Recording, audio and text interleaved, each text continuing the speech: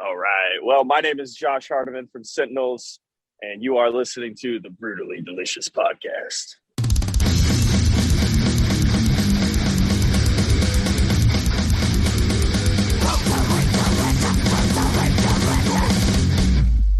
So yeah, no, I was just trying to figure out the time signature, and I love like this how the guitars are like sliding, but they're like perfectly in key. I was like, is that a whammy pedal? I was like, no, that can't be a whammy pedal. What the hell's going on with this? That it was awesome. Yeah. Thank you, man. Yeah, it's a good excuse to be late, right? Yeah, right. I'm not saying the dog ate my slide. homework. I'm not saying the dog ate my homework. I'm just saying. I'm shocked you did your homework, so that's good. Yeah, I was going to say you were just doing your homework. Right. Hey, come on. So they're actually on tour. He was telling me before he got here, they're on tour right now, and he's playing with Born of Osiris, who we're talking to later. Oh, cool. They're Cool. heading Where are to you the guys gig playing now. tonight? Where are you playing tonight? We're playing in Syracuse at Lost Horizon. Nice. So you're way up there. Yeah. Should be a good time. That's pretty Are awesome. you in a bus or are you in a van? Van. we're not bus status yet. I got a question. It looks like you're drinking straight honey. Is that what you're doing? Yeah. I just drink honey sometimes. That's cool. I got a whole like vocal bag full of just like assortments of help me, please, God, I need it. Yeah. I imagine it gets. Go ahead. I can't remember who we were interviewing, but they were on tour with Ozzy, and Ozzy used throat coat, this tea throat coat, and I can't. Oh, you got it.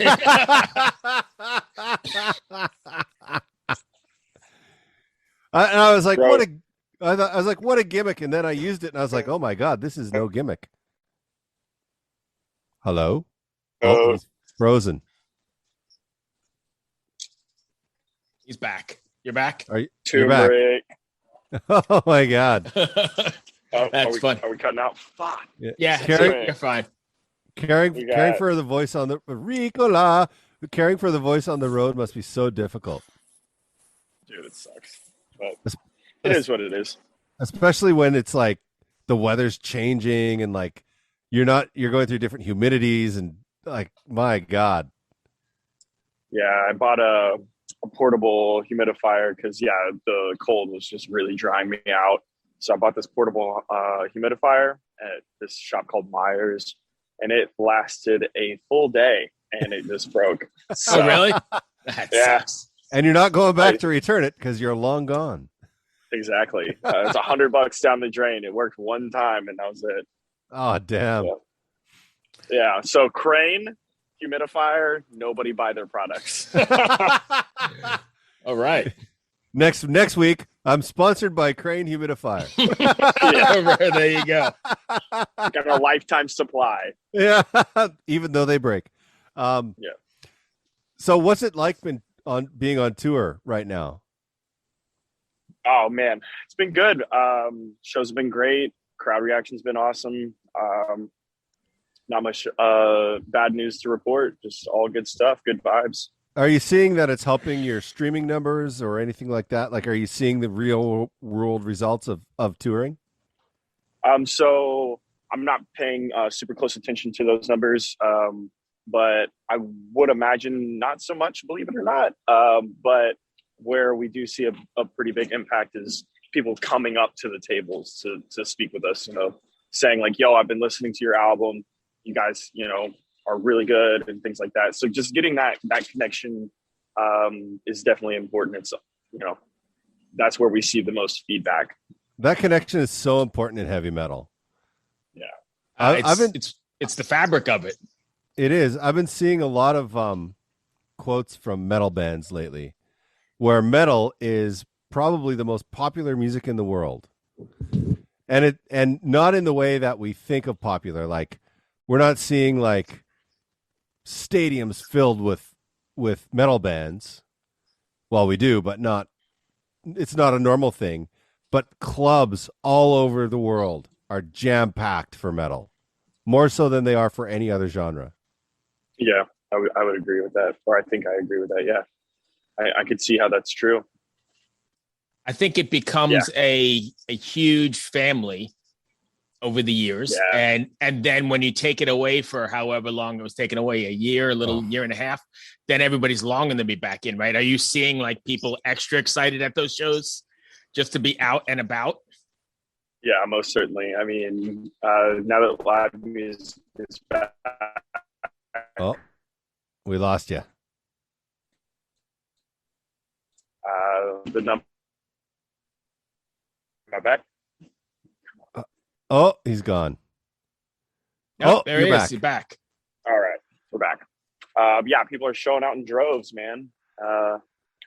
Now these shows aren't quite selling out just yet, but we'll see.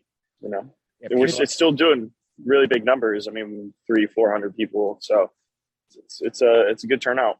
I think it's also going to take a while for people to have the confidence to go back out in numbers. Yeah. Like there's a lot of people that are like, yeah, okay, I'm good.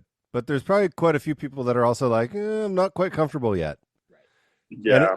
And it will take a while for it to kind of come back around. But I'm happy that you're able to do it. You know what I mean? Because I've been gut wrenched for musicians for the last year and a half. Yeah, we've been pretty fortunate to get these past two tours. We just got off the road with Lorna Shore, supporting their EP release, and that was crazy. And then we did 3 weeks rest, and we're right back at it with Born. So very fortunate to be touring, but even more fortunate to be supporting these particular bands. Right. How long is this run? This one is about 3 weeks. I think we're hitting 19 shows roughly. Wow. I think 24 days or 23 days long. So you get 4 days off, 1 day off a week, basically. Yeah, roughly something like that. Yeah. Nice. Your poor voice.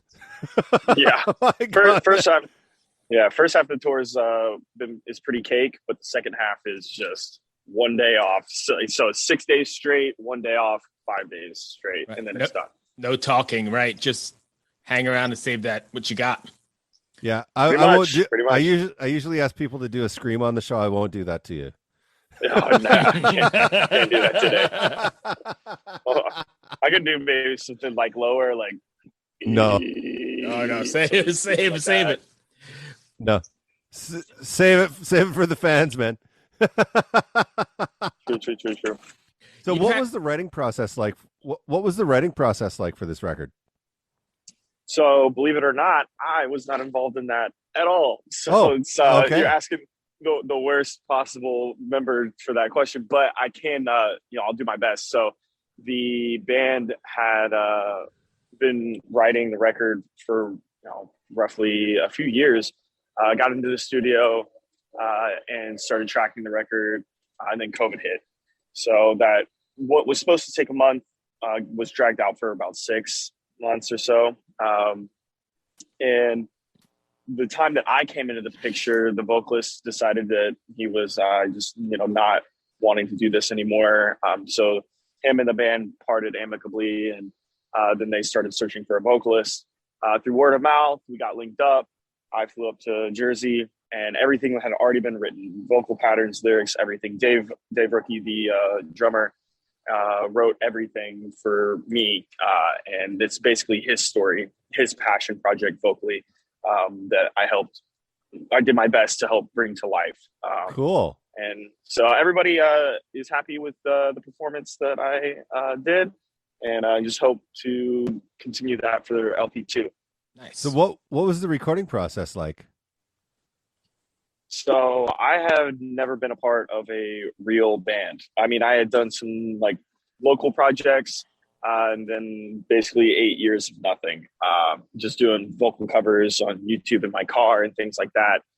So going from recording in my car to Graphic Nature was a big jump.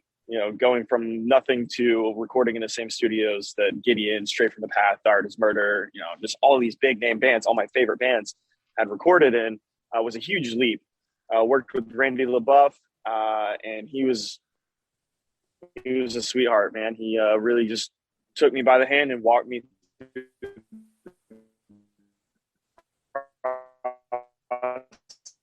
the I think he said process. Yeah. Oh, we lost him. Make A lot of editing here. best possible record that we could. Oh, please don't tell me I cut out. Yeah. Me. Yeah, you've been out for a while. We're on the Zoom. Well, I said, what was the recording? Me, dude. What was the recording process like? And then you were gone. We had nothing. Dude, I gave the best possible answer I think I could have. And I'm never gonna be able to. No Never worries. gonna be able to recreate that. But I'll try again. So I had never been a part of a real band. I played some local bands, 8 years of nothing, and then got linked up with these guys. So I went from recording vocal covers in my car and in a small studio I had built to recording in a big name studio like Graphic Nature with Randy LaBeouf. And dude was a sweetheart. He just took me by the hand and walked me through the whole process and helped us make the best record we could possibly make. Nice. Please don't tell me I cut No, you're good. No, You're that good. worked great. First time, nothing. Y'all didn't say anything, and I was like, "Oh, Yeah. And he's gone again. This is. I think we lost him. May not work, huh? But I mean, it's a good freeze frame. Yeah. He looks happy.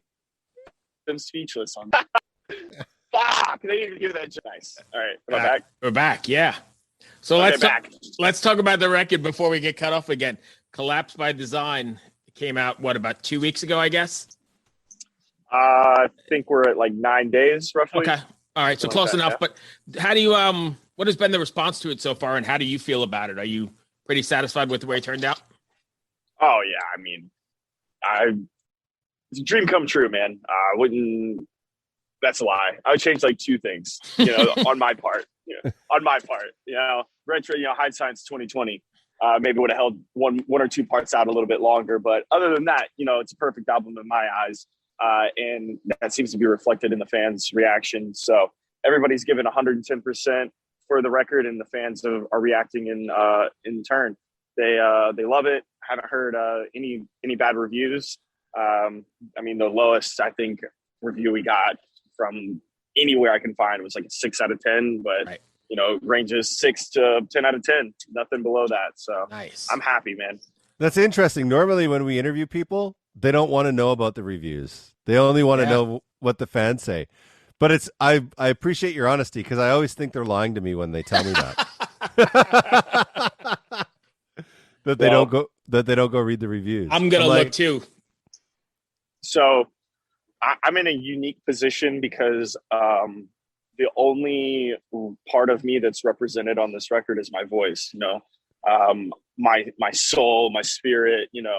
That isn't. So there's enough distance for me when people judge the record that it's not the deepest part of me. It's just a surface level. So I can when people say like, "Ah, man, this dude didn't have enough range, not enough dynamics." I can take that. That's fair criticism. Whereas if somebody were to just, dog shit it and be like, "Yo, this is trash," that's like, whatever. That's your opinion. But if I had like put my heart and soul into it, where I like wrote every single word, that would hurt a lot more. I probably wouldn't read the reviews. So yeah, maybe that explains that. Oh yeah. Well, the single sounds killer. Like I was seriously late because I was like, oh, I got to refresh myself on this. And then suddenly I was like, oh shit, I'm supposed to be on. I'm supposed to be on. So I'll be sending this out to friends of mine today because it's like right up my alley. I love it. That's awesome. We'd love to hear that, man. Thank you. Thank you. So with it being so technical, do you ever have difficulty? Has it ever been too technical to play on stage? Do you have to like pick and choose what you're going to play? No, I think, the guys are masters of their instruments. I'm probably the weakest link right now. but that won't be the case forever. That's for sure. But they're all masters of their instruments. They practice religiously, so there's nothing on the record that they can't play live. Dave is I've heard it joked before that he sleeps with a metronome in his ear.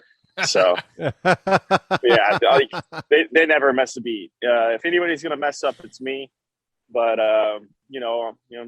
working every day to get better. Though, what would you say, Dave? What's the most technical song, like the hardest? Either Comfort or Atlas? I'd say Comfort, most likely, just because it's constantly switching feels. So yeah, I think we agree that Comfort is the hardest song to play live, and we're playing it on this run. So cool. We're making it happen. Are you guys coming through like the DC area? It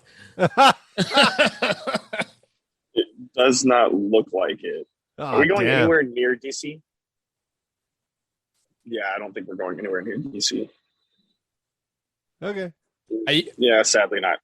Are you guys using the time while you're traveling in the van to write any or start writing any new material, or not even thinking about it yet? It's definitely in our psyche, our brains, about our consciousness to be writing, but we're not writing on the road right now. Kris is our main composer, and he's written a handful of pre-pros, but we have yet to sit down and start parsing through them and decomposing, deconstructing, and arranging. So, and is the plan for you to be fully involved in this one then? Yeah, whether they like it or not. Nice. I have a question. How is being on the road? Has it brought you guys closer together? Being on the road, like, made you a more cohesive unit? So, I had our situations, again, quite unique. Maybe it's not quite unique. I don't know everybody in the world, but I was born in Alabama. Oh, you're gone. Born and raised there, and then didn't know each other until the. Hello, are you there? When I'm back. Just let me know when I'm back. You're back. All right. So what was the last thing you heard me say? You were born in Alabama. Right. All right. So I was born in Alabama, lived there my whole life, and then I moved to Dallas, and I've been there for about 1.5 years or so. But in that time frame is when I joined Sentinels. So I moved. The first time we met was the first time I went to the studio to start tracking the record. And funny story. Wow. I was so excited to just be a part of something that had the same vision, same drive, same passion for what I wanted to do with my life. And these guys, it never once crossed my mind that I wouldn't get along with any of them, which in hindsight should have been a big thing for me, because I don't really like a lot of people. I don't really get along with everyone. I'm very much a loner type, like lone wolf kind of guy. But once I got up there, it hadn't even crossed my mind that I wouldn't like them. I was just so excited to do the record. Right. And we were sitting in the kitchen, and I don't remember exactly who it was who said it, but I think it was Kris. And I think he said something to the effect of, "Man, we're just so glad you're not a fucking weirdo." and that's when it clicked for me. I was like, "Oh my God, I could have fucking hated these guys." Yeah. We all love each other, man. It's the closest thing that I can imagine to having like real brothers. Like we really do feel like family. I'm speaking for myself. I can't speak for them, but to me, yeah, it's like I trust these guys with my life. And every time we're in the van, and we just get closer. So it feels like it's the beginning of something really special. For myself. I can't say for them, but for me, it's something special. Cool. That's the best story I've heard in a while. Thank God you're not a fucking asshole. Yeah. Nice. Bruce? What do you guys have planned next? Are you going to finish this run, and then what do you guys got going on after that? So we're going to finish this run, and I think we got 2 things up our sleeve. Can't really talk about them, but they haven't been announced. But we got some stuff up our sleeve. So you're going to stay busy for a bit. do our best to just stay on the road as much as we can. All right. The life. Amazing. Hopefully it goes well. Kris, you got anything else? I don't, man. Hey, man, thank you for taking the time. I appreciate it. Drive safe. Take care of your boys. Yes, sir. Y'all be good, okay? Thank you for the opportunity. We'll talk to you soon. Good luck. Party on, dude. Right, take her easy. Ever wonder what a punch from Elton John feels like? Or how you'd cope with having turned down the chance to be in Nirvana? Or what signal Keith Richards gives when he wants you to get the hell out of his hotel room? Fans of Too Much Effing Perspective don't have to wonder, because they've heard these exact stories and a jillion others on our podcast. I'm Alex Hoffman, former tour manager for Radiohead. And I'm musician and comedy writer Alan Keller.